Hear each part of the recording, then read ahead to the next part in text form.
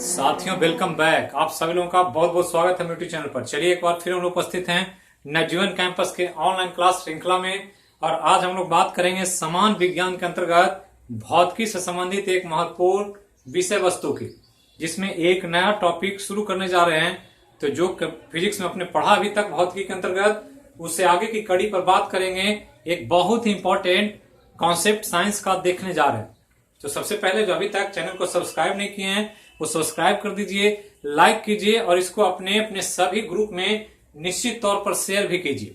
तो चलिए आज एक नया चैप्टर, एक नया टॉपिक हम शुरू करने जा रहे हैं और उस टॉपिक का नाम जो है वो ध्यान रखना है, बाद में आएगा, लेकिन उसको समझने से पहले हम एक महत्वपूर्ण क्वांटिटी पढ़ेंगे जिसके इर्द गिर्द ये चैप्टर घूमता रहता। तो उसी को पहले समझने का प्रयास करें और तब मेन विषय वस्तु पर आ जाए। तो हमने यहां पर लिखा एक टॉपिक डेंसिटी, जिसको हिंदी में घनत्व कहा जाता है। तो घनत्व बहुत ही इंपॉर्टेंट भौतिक राशि है, बहुत महत्वपूर्ण।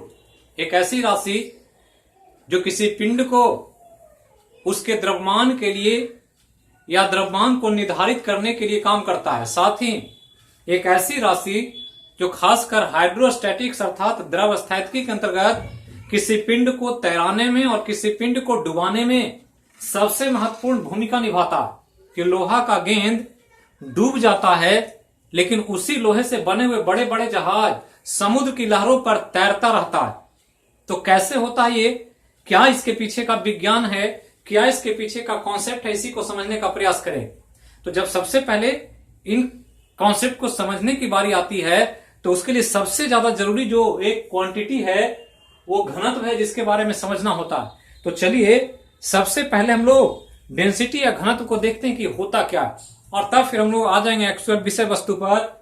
जो हमने बताया तैरने का सिद्धांत या डूबने का सिद्धांत क्या होता है, हाइड्रोस्टैटिक्स के अंतर्गत कैसे पिंडें काम करती है। तो सबसे पहले तो डेंसिटी को समझे कि होता क्या है। तो घनत्व का मतलब एक आम भाषा में समझें तो घना होता है। घना मतलब डेंस, कितना घना है, कम है कि ज्यादा है। और जब भौतिकी में या फिजिक्स में या साइंस में डेंसिटी की बात आती है तो ये डेंसिटी किसी न किसी ऑब्जेक्ट के लिए, किसी न किसी मटेरियल के लिए होता है। तो मान ले कि एक ऑब्जेक्ट है ये, जिसको हम पिंड समझें। ये पिंड है या पिंड को हम मटेरियल भी कह सकते हैं, पदार्थ। तो पदार्थ है ये, कोई भी हो सकता है, लोहे का, लकड़ी का, गैस हो सकता है, द्रव हो सकता है, ठोस हो सकता है, कुछ भी हो सकता है। तो ये जो डेंसिटी है किसी पिंड के लिए होगा, ये ध्यान रखना। और हर पिंड का डेंसिटी एक यूनिक विशेषता होगी, उसका अपना होगा, जिसमें दूसरे किसी पदार्थ का इंपैक्ट नहीं पड़ेगा। जैसे अगर लोहा लें तो लोहा का डेंसिटी अलग होता है, और अगर लोहे के जगह एल्युमिनियम ले लें तो उसकी डेंसिटी अलग होती है। मतलब हर मटेरियल का अपना अपना एक प्राकृतिक गुण के रूप में डेंसिटी काम करता है। तो मान लें कोई भी मटेरियल है, कोई एक ऑब्जेक्ट है जिसका डेंसिटी निकालना चाहते हैं। तो डेंसिटी निकालना चाहते हैं तो आपको सबसे पहले तो दो चीज की जरूरत पड़ेगी। एक, पिंड का द्रव्यमान क्या है, जिसको हम लोग मास कहते हैं, और दूसरा कि पिंड का आयतन क्या है, वॉल्यूम। ये दो चीज अगर पता हो तो आप डेंसिटी कैलकुलेट कर सकते हैं कि उस ऑब्जेक्ट का या उस पिंड का घनत्व कितना है या कितना डेंसिटी है और किस रूप में ये काम कर रहा है। तो इसी को समझने का हम लोग प्रयास करें कि पिंड में घनत्व का निर्धारण कैसे होता है। तो मान लें कि एक ऑब्जेक्ट है ये गोलाकार रूप में, जिसका द्रव्यमान जो है m है और आयतन जो है v है। ये मान लिया हमने m 5 kilo, 10 kilo, 2 kilo, 1 kilo हो सकता है, वॉल्यूम 1 लीटर, 2 लीटर, 3 लीटर हो सकता है। तो ये ध्यान रखना है कि अगर ये ऑब्जेक्ट है, इसका मास m है और वॉल्यूम v है, और तब आपको डेंसिटी निकालने कहे तो सिंपली डेंसिटी बराबर अगर लिखें d बराबर, तो क्या करेंगे, तो सिंपल कर देंगे मास और बटा वॉल्यूम। ये अगर कर देते हैं तो हमको घनत्व मिल जाता है। अर्थात सिंपल कि अगर घनत्व के बारे में पूछा जाए तो कहेंगे घनत्व बराबर क्या होता है, तो पिंड का द्रव्यमान होता है और पिंड के द्रव्यमान में पिंड के आयतन से भाग दे देते हैं। अगर ऐसा कर दें तो ये हमको बता देगा कि पिंड का डेंसिटी कितना है। तो बहुत इंपॉर्टेंट, सिंपल है लेकिन कॉन्सेप्चुअल है। इसको समझेंगे तभी आगे की चीजें आप समझ पाएंगे। जो मुख्य रूप से हम लोग को स्विमिंग का कॉन्सेप्ट समझना है, तैरने का ध्यान देखना है कि कैसे कोई पिंड तैरता और कैसे कोई पिंड डूब जाता। अब यहां चलें तो ध्यान दें कि ये मास और वॉल्यूम का एक रेशियो है। अब इस हिसाब से अगर लिखा जाए तो सिंपली क्या लिखेंगे, तो कहेंगे किसी पिंड के एकांक आयतन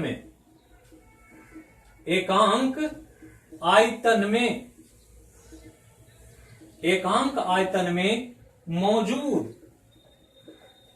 मौजूद द्रव्यमान को पिंड का घनत्व कहा जाता है। ये ध्यान रखना। तो ये जो है एक इंपॉर्टेंट कॉन्सेप्ट हो गया कि एक पिंड दिया हुआ हो, उसका मास हो, आयतन हो, तो आयतन तो टोटल में है इतना, टोटल में मास इतना है, तो आपको करना क्या है कि यूनिट वॉल्यूम में, एकांक आयतन में कितना द्रव्यमान है ये कैलकुलेट कर लिया जाए तो वो हमको क्या बता देगा, पिंड का डेंसिटी या घनत्व बता देगा।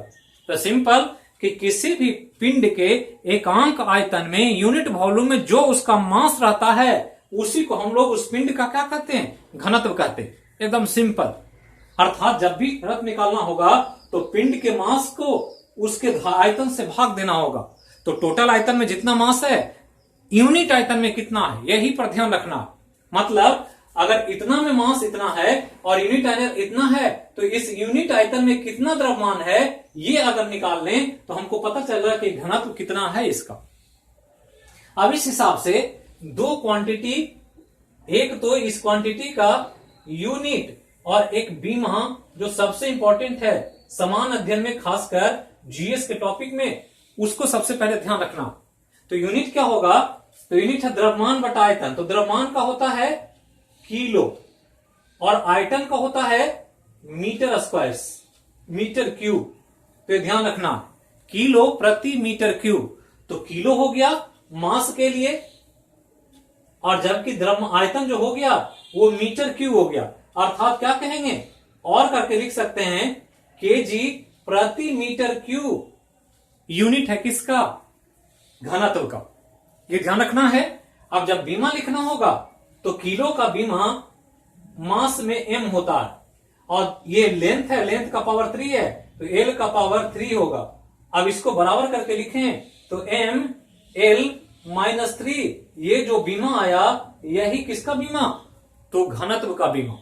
तो बहुत इंपॉर्टेंट है ये दोनों, किलोग्राम प्रति मीटर क्यूब या बीमा लिखेंगे तो एम एल माइनस 3। यही आपको दो क्वांटिटी ध्यान रखना है घनत्व के बारे में। और घनत्व के बारे में याद रखना है कि सिंपली कि घनत्व जो होता है किसी पिंड के एकांक आयतन में मौजूद उसके द्रव्यमान को सूचित करता है कि कुल आयतन में जितना द्रव्यमान है तो यूनिट वॉल्यूम में कितना द्रव्यमान निहित है, इसी को बताने के लिए डेंसिटी पढ़ना होता है। अब यहां अगर आपको ध्यान दें कि अगर ये लोहा हो, ये लोहा है, अगर लोहा है और शुद्ध लोहा है, प्योर है, इसमें कुछ मिला हुआ नहीं, तो लोहा का अपना घनत्व होता है। अब इस लोहे का गेंद इतना बड़ा लें या गेंद छोटा करें या गेंद को बड़ा साइज करें, तो बड़ा करें छोटा करें, अगर ये लोहा ही है तो लोहा में जो उसका एटम है वो तो बराबर डिस्ट्रीब्यूटेड है, जितना कॉम्पैक्शन के साथ है वो हर जगह बराबर एटम या उसका परमाणु फैला हुआ है पूरे इस वॉल्यूम में। तो इतना बड़ा गोला है लोहे का, तो ये आयतन, जितना आयतन है उसमें सब जगह पर लोहा का आइटम क्या है, बराबर मात्रा में।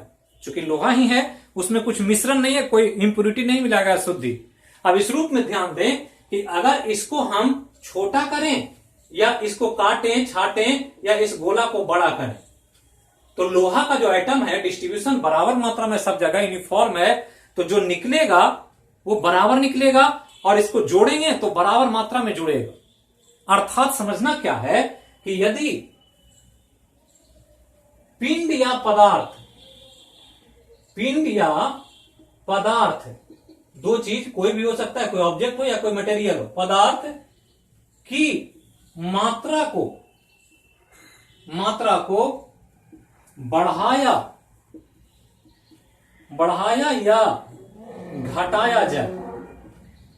घटाया जाए तो उसके घनत्व पर प्रभाव नहीं पड़ता है। घनत्व पर कोई प्रभाव नहीं पड़ता है। ये बहुत इंपॉर्टेंट कॉन्सेप्ट है जो एग्जाम में बार बार पूछता रहता है, नहीं पड़ता है। समझना क्या है? तो समझना यह है कि एक ऐसी राशि है डेंसिटी जिसमें पदार्थ की मात्रा को बढ़ा दें या घटा दें, घनत्व पर कोई फर्क नहीं पड़ेगा। अगर लोहा है तो लोहा 1 kg हो तो घनत्व उतना ही होगा, और लोहा 2 kg होगा तो भी उतना ही होगा, और लोहा को 1 kg की जगह आधा kg कर दें तो भी घनत्व उतना ही होगा। क्योंकि वॉल्यूम के हिसाब से मास डिस्ट्रीब्यूटेड है, तो वॉल्यूम अगर निकलेगा तो उसमें से मास भी निकलेगा यूनिफॉर्म रेशियो में, क्योंकि हर जगह पर मास का डिस्ट्रीब्यूशन जो है एकदम यूनिफॉर्म है। क्योंकि मैटर एक है, एक ही तरह का मटेरियल, और इसलिए समझना है, अक्सर पूछ देता है इनमें से कौन सी ऐसी राशि है कि उसको मात्रा घटाएं या बढ़ाने पर प्रभाव नहीं पड़ेगा। तो ये एक इंपॉर्टेंट राशि है जिसको हम लोग घनत्व कहते। तो ये ध्यान रखना। और घनत्व में जो सबसे इंपॉर्टेंट है वो ध्यान रखना है वाटर की डेंसिटी को। वाटर का घनत्व जो अक्सर एग्जाम में पूछा जाएगा आपसे, तो वाटर का घनत्व पूछे तो आपको याद रखना होगा डाटा कि जल का घनत्व कितना होता है। जल का घनत्व अगर थोड़ा सा भी कंफ्यूज करेंगे तो बहुत सारा सवाल आपका गलत हो जाएगा। और जब वाटर के घनत्व की बात आती है तो 2 क्वांटिटी ध्यान रखना है, 1 ग्राम पर क्यूबिक सेंटीमीटर या 10 का पावर 3 kg पर मीटर क्यूब। ये दोनों ध्यान रखना है, ये सीजीएस पद्धति में और ये एसआई पद्धति में, ये दोनों आपसे पूछा जाएगा और बार बार पूछेगा जल के घनत्व के बारे में। तो जल का घनत्व जब भी पूछा जाए आपको कंफ्यूजन नहीं होना चाहिए, आपको याद रखना चाहिए कि जल का घनत्व होता कितना है। तो 1 ग्राम पर क्यूबिक सेंटीमीटर सीजीएस पद्धति में और 10 का power 3 kilogram metre cube SI पद्धति। तो इतना ध्यान रखना है घनत्व के बारे में। और घनत्व का यूनिट और बीमा तो बार बार आपसे पूछा जाएगा, इसलिए उसको कंफ्यूज नहीं करना। अब आगे चलें तो इस घनत्व के बाद जहां हम लोग को पढ़ना है वो एक इंपॉर्टेंट और राशि, इससे भी ज्यादा, जो बीपीएससी में पूछा गया था इस बार। तो जो क्वांटिटी है उस क्वांटिटी की विशेषता, उसका फीचर, यूनिट, डायमेंशन सबसे ज्यादा इंपॉर्टेंट पार्ट है आपके जीएस के सिलेबस में। अब आगे चलें तो इस डेंसिटी से मिलता हुआ एक और डेंसिटी पढ़ना होता है जिसका नाम है रिलेटिव डेंसिटी। रिलेटिव डेंसिटी या इसी का दूसरा नाम स्पेसिफिक डेंसिटी भी है। बहुत इंपॉर्टेंट, जितना डेंसिटी है उससे कहीं ज्यादा महत्वपूर्ण यह है। तो इसको जो कहते हैं, इसको कहते हैं आपेक्षिक घनत्व। आपेक्षिक घनत्व। और ये जो पढ़ते हैं इसको कहा जाता है विशिष्ट घनत्व। ये बहुत इंपॉर्टेंट राशि हम लोग पढ़ने जा रहे हैं जिसके बारे में आपको फ्रीक्वेंटली बार बार सवाल पूछा जाएगा। तो क्या होता है रिलेटिव डेंसिटी, क्या होता है स्पेसिफिक डेंसिटी, ये हम लोग को समझना है यहां पर कॉन्सेप्चुअली। अब यहां पर आपको बताया गया कि एक पिंड है, इसका द्रव्यमान m है, इसका आयतन v है, और डेंसिटी निकालना हो तो d बराबर मास बटा वॉल्यूम कर देंगे, हमको डेंसिटी इस पिंड का मिल जाएगा। ये ध्यान रखना। जैसे यहां पर जो काम हो रहा है घनत्व का वो एकदम इंडिपेंडेंट हो रहा है किसी खास ऑब्जेक्ट के लिए, किसी खास पिंड के लिए, कि इसकी बात हो रही है जो यहां पर है जिसका मास और वॉल्यूम दिया हो। अब अगर डेंसिटी इंडिपेंडेंट निकालेंगे किसी पिंड का तो ये इसका अपना घनत्व कहलाए। जैसे हमने लोहा का बताया, जल का बताया, तो जल अपना घनत्व है, लोहा का अपना घनत्व है, एल्युमिनियम का अपना घनत्व है, पारा का अपना घनत्व है, तांबा का अपना घनत्व है, लकड़ी का अपना घनत्व, सबका अपना अपना डेंसिटी है। तो वो इंडिपेंडेंट है, उसके मास और उसके वॉल्यूम से रिलेशन है, मास बटा वॉल्यूम कर देते हैं, पिंड का घनत्व मिल जाता। लेकिन अगर यही एक और ऑब्जेक्ट दिया रहेगा, एक ये ऑब्जेक्ट था, एक ये ऑब्जेक्ट, इसका मास m है और इसका वॉल्यूम v है, ये कैपिटल में है, ये कैपिटल में, तो इसका अपना डेंसिटी, और अगर इसका d निकालें तो ये d जो होगा इसका मास और बटा इसका वॉल्यूम। जैसे इसके डेंसिटी के लिए इसका मास बटा इसका वॉल्यूम, उसी तरह से इसका डेंसिटी लिए इसका मास बटा इसका वॉल्यूम, तो ये अपना घनत्व। लेकिन अगर इसकी तुलना में इसका घनत्व निकाल या इसकी तुलना में इसका घनत्व निकाल, कंपैरिजन करें कि इसका इससे ज्यादा है कि कम है, या इसका इससे ज्यादा है कि कम, तो क्या कि रिलेशन निकाल रहे हैं दो का। यहां लिखा हुआ रिलेटिव डेंसिटी, मतलब रिलेशन जोड़ना है, संबंध जोड़ना है। तो संबंध के लिए दो चीज चाहिए, दो ऑब्जेक्ट चाहिए, दो बॉडी चाहिए, दो व्यक्ति चाहिए, तभी संबंध होगा। टीचर है तो शिष्य है, तो शिष्य और टीचर का संबंध है, माता पिता का संबंध है, तो दो चीज होगा तभी रिलेशन होगा। और यहां भी रिलेशन जोड़ना है डेंसिटी का, तो डेंसिटी का रिलेशन मिलेंगे, तो यहां दो ऑब्जेक्ट का घनत्व का तुलना किया जाए।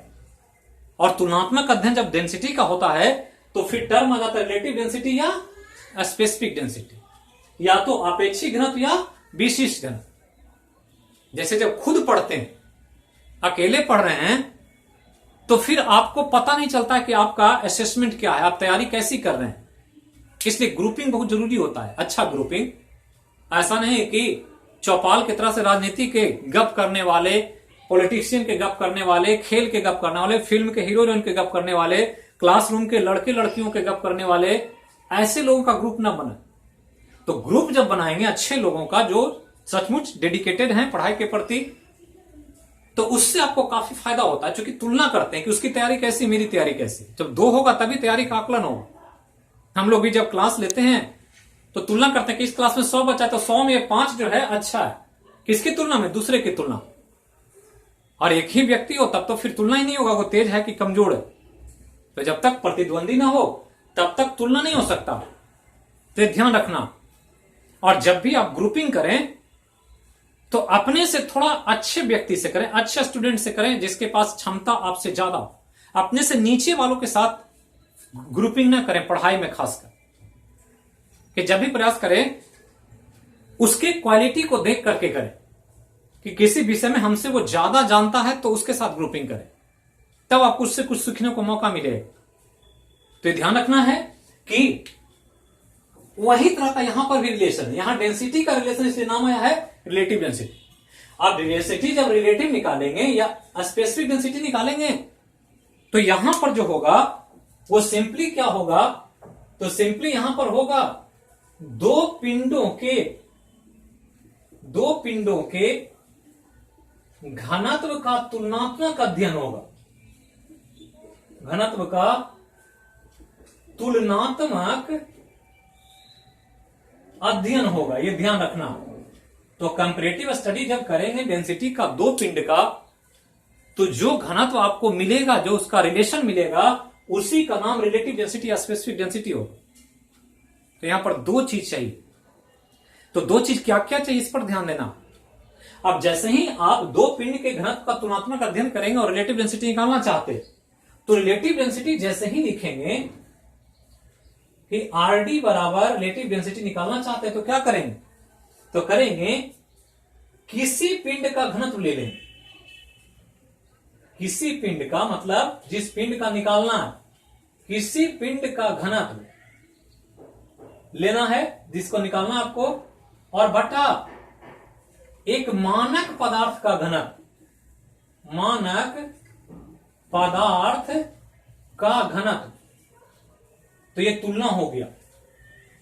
किसी पिंड का मतलब जिस पिंड का निकालना, अगर यहां रिलेटिव डेंसिटी लोहा का निकालना चाहते हैं, रिलेटिव डेंसिटी लोहा का, तो यहां लोहा का घनत्व ले लेंगे, किसी की जगह कौन हो जाएगा, लोहा का घनत्व। तो लोहा का घनत्व बटा एक मानक पदार्थ लेना होगा उसका घनत्व। अगर यहां लोहा की जगह अगर तांबा का निकालना है, कॉपर का, तो यहां ले लेंगे लोहा की जगह तांबा का घनत्व, और बटा यहां पर जो होगा मानक पदार्थ का घनत्व लिया जाए। तो ध्यान रखना है कि जब भी रिलेटिव डेंसिटी निकलता है तो जिस पिंड का रिलेटिव डेंसिटी निकालना है उस पिंड का घनत्व ले लेते हैं और उसको भाग दे देते हैं किससे, तो एक स्टैंडर्ड मटेरियल के डेंसिटी से। तो इसी को हम रिलेटिव डेंसिटी या स्पेसिफिक डेंसिटी के नाम से जानते हैं, विशिष्ट घनत्व। लेकिन स्पेसिफिक डेंसिटी या रिलेटिव डेंसिटी लिखेगा तो क्या कहेंगे, तो वही कहेंगे कि ये पिंड का घनत्व और बटा पिंड का घनत्व बटा मानक पदार्थ का घनत्व। तो पदार्थ जिसका आपको निकालना है वो लेना है और मानक पदार्थ के घनत्व से भाग दे देना। जब ऐसा कर देंगे स्पेसिफिक डेंसिटी आपको मिल जाएगा, विशिष्ट घनत्व। और यही आपको ध्यान रखना। लेकिन अब यहां पर थोड़ा सा समझना है चीजों को, क्योंकि हमने कहा कि यहां जो लेना है, एक तो तय हो गया कि जिस पिंड का स्पेसिफिक डेंसिटी रिलेटिव डेंसिटी निकालना वो तो लेंगे ही ऊपर में, लेकिन नीचे में जो है ये मानक पदार्थ है, स्टैंडर्ड मटेरियल। और एक्सपेरिमेंटली साइंस में मानक पदार्थ डिसाइडेड है, पहले से तय है कि क्या लेना है आपको, और यहीं पर आपको ध्यान देना होगा। तो ध्यान क्या देना है कि पदार्थ का आप स्पेसिफिक डेंसिटी निकालना चाहते हैं, तो स्पेसिफिक डेंसिटी निकालना चाहेंगे तो नेचर में पदार्थ हम पढ़ते हैं, केमिस्ट्री में पढ़ा है कि 3 ही तरह के पदार्थ हैं, ठोस है, द्रव है और गैस है। यही 3 फॉर्म में सामान्यतः पदार्थ पाए जाते हैं। तो 3 मटेरियल होगा और तीनों का स्पेसिफिक डेंसिटी आपको निकालना, और उसके लिए अलग अलग स्टैंडर्ड मटेरियल का एक डेंसिटी है, स्टैंडर्ड मानक है। तो ध्यान रखना है कि स्पेसिफिक डेंसिटी निकालना हो किसका, ठोस का या द्रव का, ये ध्यान रखना। एक स्पेसिफिक डेंसिटी आप निकालना चाहते हैं और किसका निकालना चाहते हैं, या तो ठोस का नहीं तो द्रव का। तो ठोस या द्रव का स्पेसिफिक डेंसिटी निकालेंगे तो क्या करेंगे, तो ऊपर में ले लेंगे जिस पदार्थ का निकालना है उस पदार्थ का घनत्व, उस पदार्थ का घनत्व, और बटा यहां पर मानक पदार्थ लेना। लेकिन मानक पदार्थ लेते समय ध्यान रखना होगा कि ठोस और द्रव जो है, ये ठोस द्रव में है या गैस में है मटेरियल जिसको ले रहे हैं। तो उस स्थिति में अगर ठोस और द्रव दिया हुआ है तो मानक पदार्थ जो लेंगे वो 4 डिग्री सेंटीग्रेड पर जल का घनत्व लेंगे। जल का क्या ले लेंगे, घनत्व ले लेंगे, और तब ये भाग दे देंगे तो आपको पता लग जाएगा कि उस पदार्थ का स्पेसिफिक डेंसिटी कितना। तो यहां पर एक प्रश्न हो गया साथियों कि ठोस या द्रव का विशिष्ट घनत्व निकाला जाता है किसके मानक के तौर पर। तो ठोस या द्रव पदार्थ लेंगे तो मानक पदार्थ जो लेना होगा वो जल लेना होगा, और जल का घनत्व लेना होगा कितना पर, 4 डिग्री सेंटीग्रेड। मतलब ठोस या द्रव के लिए मानक जो मटेरियल है वो वाटर है। जब भी तुलना होता है तो जल से तुलना होता है, क्योंकि जल में ही तैरना होता है। जहाज बनाया हमने, नाव बनाया हमने, मानव भी खुद को तैराता, तो तैराता है तो तैरने के लिए वाटर चाहिए, और वाटर के ही तुलनात्मक स्टडी होता है साइंस में जब फिजिक्स पढ़ते हैं डेंसिटी की बात। तो वाटर बहुत इंपॉर्टेंट मटेरियल है, और इसीलिए ठोस या द्रव मटेरियल के लिए मानक पदार्थ क्या होगा, जल होगा। तो अगर लोहा का निकालना स्पेसिफिक डेंसिटी तो ऊपर में लोहा का घनत्व और नीचे में 4 डिग्री सेंटीग्रेड पर जल का घनत्व। अगर एल्युमिनियम का निकालना है तो ऊपर में एल्युमिनियम का घनत्व और नीचे 4 डिग्री सेंटीग्रेड पर जल का घनत्व। और अगर दूध का निकालना है तो दूध का घनत्व ऊपर में और बटा 4 डिग्री सेंटीग्रेड पर जल का घनत्व। पेट्रोल का निकालना है तो पेट्रोल का घनत्व ऊपर में और बटा 4 डिग्री सेंटीग्रेड पर जल का घनत्व से भाग दे दे, तो हमको जो मिलेगा वो हमको एक स्पेसिफिक डेंसिटी बता देगा जिस मटेरियल का निकालना है। तो ये ध्यान रखना है। अब यहां ध्यान देना है कि ये मानक के रूप में जल को चुना गया है और जल का 4 डिग्री सेंटीग्रेड पर चुना गया है, ये ध्यान रखना। और 4 डिग्री सेंटीग्रेड पर चुनने का कारण क्या है कि जल जो होता है, इस जल का महत्तम घनत्व, मैक्सिमम डेंसिटी, महत्तम घनत्व 4 डिग्री सेंटीग्रेड पर प्राप्त होता है। ये मैक्सिमम होता है इसी पर, ये ध्यान रखना। तो जल का मैक्सिमम जो डेंसिटी मिलेगा वो 4 डिग्री सेंटीग्रेड पर मिलेगा। 4 से कम करेंगे तो भी घनत्व घटेगा जल का, और 4 से बढ़ाएंगे तो भी घनत्व घटेगा। अब इस स्थिति में चूंकि मैक्सिमम वैल्यू 4 पर मिलता है, इसलिए 4 डिग्री सेंटीग्रेड पर ही जल का घनत्व को हम लोग मेजरमेंट में मानक वैल्यू मानते हैं। तो एग्जाम में पूछेगा कि जल का घनत्व मैक्सिमम प्राप्त होता है कितना पर, 4 डिग्री पर। और 4 डिग्री पर कितना, तो हमने अभी कहा कि अगर सीजीएस लेंगे तो सीजीएस में 1 ग्राम पर क्यूबिक सेंटीमीटर, और अगर एसआई पत्ती लेंगे तो यहां ग्राम की जगह किलोग्राम हो जाएगा। तो किलोग्राम में कितना, तो 1 ग्राम को अगर किलोग्राम बदलेंगे तो 10 का पावर 3 केजी और बटा मीटर क्यूब। तो ये ध्यान रखना, ये जल का घनत्व है 4 डिग्री सेंटीग्रेड पर, और इसीलिए यही वैल्यू मानक के रूप में इस्तेमाल होता है। तो ये ध्यान रखना। लेकिन अगर ठोस और द्रव के जगह एक ऐसा मटेरियल लें जो गैस के फॉर्म में रहता हो, यहां स्पेसिफिक डेंसिटी तो है, लेकिन जो मटेरियल लेना है वो मटेरियल अगर कोई गैस हो,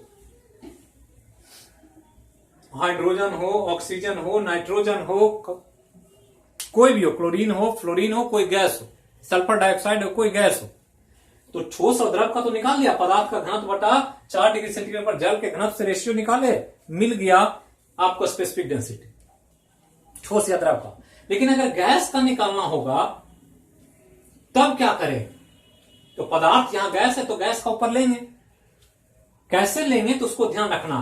तो लिखेंगे समान ताप एवं दाब पर, समान ताप एवं दाब पर गैस का घनत्व, गैस का घनत्व और बटा, यहां पर नीचे में क्या आएगा, तो नीचे में आएगा समान ताप एवं दाब पर, समान ताप एवं दाब पर हाइड्रोजन गैस का घनत्व। तो 2 इंपॉर्टेंट स्टेटमेंट मिल गया। ठोस या द्रव था तो पदार्थ का घनत्व ले लेते थे, नीचे में 4 डिग्री सेंटीग्रेड पर जल का ले लेते थे, तो जो रेशियो मिलता था वो स्पेसिफिक डेंसिटी ठोस या द्रव का। लेकिन अगर कोई गैस है और तब आपको स्पेसिफिक डेंसिटी निकालना है तो क्या करेंगे, समान ताप एवं दाब पर गैस का घनत्व ले लेंगे जिसका निकालना है। अगर क्लोरीन का निकाला है तो क्लोरीन ऊपर ले लेंगे। समान ताप एवं दाब पर मतलब जितना टेम्परेचर यहां रखेंगे उतना ही टेम्परेचर रखना होगा किसका, हाइड्रोजन का। मतलब हाइड्रोजन का घनत्व जिस टेम्परेचर और प्रेशर पर ले रहे हैं उसी टेम्परेचर प्रेशर पर उस गैस का घनत्व लेना है जिसका आपको स्पेसिफिक डेंसिटी निकालना। और अगर ऐसा रेशियो निकाल देते हैं तो जो घनत्व का रेशियो मिलेगा वो उस गैस का स्पेसिफिक डेंसिटी बता देगा। तो बिल्कुल आसान है। ठोस या द्रव होता है तो मानक पदार्थ के रूप में जल का प्रयोग होता है, लेकिन अगर कोई गैस है तो मानक पदार्थ के रूप में हाइड्रोजन गैस का प्रयोग होता है। तो ये ध्यान रखना है। अब आगे चलें, जो सबसे इंपॉर्टेंट अभी हाल फिलहाल में बीपीएससी में जो पूछा गया था, स्पेसिफिक डेंसिटी पूछा था, उसको हम लोग ध्यान दें। तो क्या ध्यान देना है कि हम स्पेसिफिक डेंसिटी लिखे हैं, ये एचडी लिखे हैं या आरडी लिखे हैं, बात एक ही है। तो हमने कहा क्या लेना है, तो पदार्थ का घनत्व, सॉलिड लिक्विड गैस कोई भी है उसका घनत्व ले लेना, पदार्थ का घनत्व और बटा मानक पदार्थ का घनत्व, ये मानक पदार्थ का घनत्व।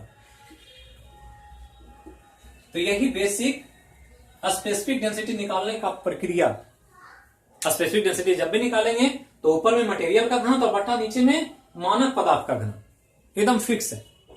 तो ऊपर पदार्थ का घनत्व और नीचे मानक पदार्थ। तो मान लिया कि किसी पदार्थ का घनत्व 10 केजी प्रति मीटर क्यूब है और मानक पदार्थ का घनत्व 20 केजी प्रति मीटर क्यूब, क्योंकि घनत्व का दोनों का एसआई पत्ती में यूनिट यही होगा।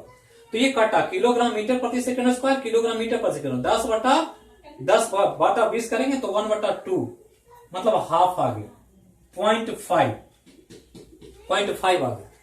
यूनिट क्या हुआ यहाँ, तो कोई यूनिट, चूंकि यूनिट तो कल गया, ऊपर में भी घनत्व नीचे में भी घनत्व, तो किलोग्राम प्रति मीटर क्यों, किलोग्राम प्रति मीटर कट गया तो कुछ बचा ही नहीं यूनिट में। और यही आपको ध्यान रखना कि जब स्पेसिफिक डेंसिटी का यूनिट पूछा जाए तो ये क्या है, यूनिट लेस है। और जब बीमा पूछा जाए तो जब यूनिट नहीं है तो बीमा भी नहीं होगा, इसलिए ये क्या है, बीमाहीन राशि। और ये ध्यान रखना, हमने कहा था कि जब यूनिट लेस और बीमा डायमेंशन लेस कोई क्वांटिटी होता है वो एग्जाम में ज्यादा पूछा जाता है, और यही आपको ध्यान देना। तो डेंसिटी का घनत्व का यूनिट और बीमा है, लेकिन विशिष्ट घनत्व पूछ दिया तो फिर ना यूनिट है ना डायमेंशन, क्योंकि तो रेशियो है दोष का, घनत्व का। और जब दो समान राशि का अनुपात होता है, रेशियो होता है, तो ना तो उसका कोई इकाई होता है ना ही उसका कोई बीमा होता। तो इतना चीज पहले तो ध्यान रखना जो आपको बताया गया डेंसिटी के मामले में। अब इसी डेंसिटी को समझने के बाद जो हम लोग को पढ़ना है, जो हमने कहा कि डेंसिटी समझ जाएंगे तो फिर चीजें बिल्कुल आसान हो जाएगी, क्योंकि इसी से सारा कुछ आपको डिसाइड करना होगा कि कैसे कोई पिंड डूबता है और कैसे कोई पिंड तैरता है। तो इसी को समझने के लिए डेंसिटी को समझना जरूरी है। तो डेंसिटी और स्पेसिफिक डेंसिटी, ये दो चीज को पहले तो आप ध्यान से समझ लें, जिससे कि आपको किसी भी तरह की परेशानी ना हो। अब यहां जो हम लोग को पढ़ना है, इस डेंसिटी के आधार पर एक इंपॉर्टेंट कॉन्सेप्ट पढ़ना है, जिसको हाइड्रोस्टैटिक्स कहते हैं। हाइड्रोस्टैटिक्स हिंदी में द्रव स्थैतिकी, द्रव स्थैतिकी, ये पढ़ना। और इसी को पढ़ने के लिए हमने डेंसिटी और स्पेसिफिक डेंसिटी को पढ़ा, जो इंपॉर्टेंट है उसी को समझने का हम लोग प्रयास कर रहे थे। अब जब डेंसिटी और स्पेसिफिक डेंसिटी पढ़ लिए तो मुख्य जो विषय वस्तु है, मेन जो इश्यू है, वो इसको समझना, हाइड्रोस्टैटिक्स। तो हाइड्रो मतलब जल होता है, हाइड्रो मतलब जल है, या द्रव को जल के रूप में द्रव को देखते हैं, और प्लस स्टैटिक मतलब स्थिति, यही समझना। स्टैटिक्स स्थिति को सूचित करता है, कोई चीज पिंड स्थिर होता है तो कहते हैं स्टैटिक है। तो एक पिंड जल में या किसी द्रव में जाता है, द्रव में या जल में जाता है, तो उस पिंड पर जो प्रभाव पड़ता है, जो प्रभाव पड़ता है, इसी प्रभाव का अध्ययन हाइड्रोस्टैटिक कहलाता है। जैसे एक सिंपल एग्जांपल दें कि एक प्लास्टिक का गेंद है, उसको वाटर में डालें, वो तैरता है, डूबता नहीं है। लेकिन उसी में एक लोहे का गेंद डालें तो लोहा का गेंद पानी में बैठ करके जाकर बेस पर स्थिर हो जाता है। दोनों गेंद है, दोनों का आयतन समान है, एक तैर रहा है, एक डूब रहा है। आदमी की बात करें तो आदमी एक दिमाग वाला, मस्तिष्क वाला, ब्रेन वाला जानवर है। तैरना जानता नहीं, जन्म से नहीं सीखता, लेकिन अभ्यास से तैरना सीख लेता। जानवर एक अलग प्रक्रिया है, जानवर बिना प्रैक्टिस के सीख लेते हैं, क्योंकि वो इंस्टिंक्ट पर काम करता है, इंस्टिंक्ट होता है उनमें, जन्म से ही सीख कर आते हैं। एक जानवर के बच्चे को नदी में डाल देंगे छोटा मोटा, जिसमें ज्यादा करंट नहीं हो, तो वो तैर कर निकल आता है बिना किसी अभ्यास के। लेकिन मानव को युवा अवस्था वयस्क हो जाने के बावजूद तैरने के लिए काफी प्रैक्टिस और अभ्यास की जरूरत होती है। तो यही समझना कि क्यों ऐसा हो रहा है, क्योंकि जब पानी में कोई पिंड जाता है तो द्रव के साथ जो इंटरेक्शन होता है वो अलग अलग कंडीशन में अलग अलग दिखता है। एक आदमी जो वयस्क है या कोई बच्चा है, मनुष्य का, अगर तैरना नहीं जानता है, पानी में, नदी में जाएगा तो डूब जाता है। अक्सर घटनाएं घटती रहती है। एकदम दुर्भाग्यवश ऐसा हो जाता है कि जल में गया, नदी में गया, तालाब में गया, कोई नहर पैन में खेलने गया, नहाने गया और डूब गया, तो वो डूबा। लेकिन आप ध्यान दिए होंगे कि डूबने के बाद 2-3 दिन तक तो पता नहीं चलता, लेकिन 2-3 दिन बाद फिर बॉडी अपने आप ऊपर आ जाता है और फिर वो सतह पर तैरने लगता है। डेड बॉडी जो अब डीके हो रहा है, सड़ रहा। तो क्या कॉन्सेप्ट है कि जिंदा था तो वही बॉडी डूब गया, और मरा तो फिर वही बॉडी क्या हो गया, तैरना शुरू कर दिया। अगर वो मरने के पहले जिंदा स्थिति में ही नहीं नीचे बैठता, डूबता, तब तो उसकी जान बच जाती। अब मरने के बाद वो तैर रहा है तो वो तैरने का उस जीवन में कोई महत्व नहीं। और यही समझना है कि लिविंग बॉडी डूब जाता है, लेकिन नॉन लिविंग बॉडी कुछ दिन के बाद अपने आप तैरने लगता है। तो ये जो कंडीशन है अलग अलग, इसी को हम लोग को समझना है हाइड्रोस्टैटिक्स में। और हाइड्रोस्टैटिक्स में जो सबसे पहले समझना होता है, वो समझना होता है एक बल को जिसको उत्प्लावन बल कहते हैं। उत्प्लावन या इसी का नाम उत्प्लावन बल। तो बायोंसी या बायोंसी फोर्स, इसी को समझना है हम लोग को इस टॉपिक में मुख्य रूप से। कि उत्प्लावन क्या होता है, या इसी को हम लोग प्लवन भी कहते हैं। तो उत्प्लावन कहे, उत्प्लावन बल कहे, प्लवन कहे, या अंग्रेजी में बायोंसी फोर्स कहे। बायोंसी फोर्स जो एक इंपॉर्टेंट फोर्स है जिसके द्वारा इस तरह के घटनाएं देखने को मिलती है।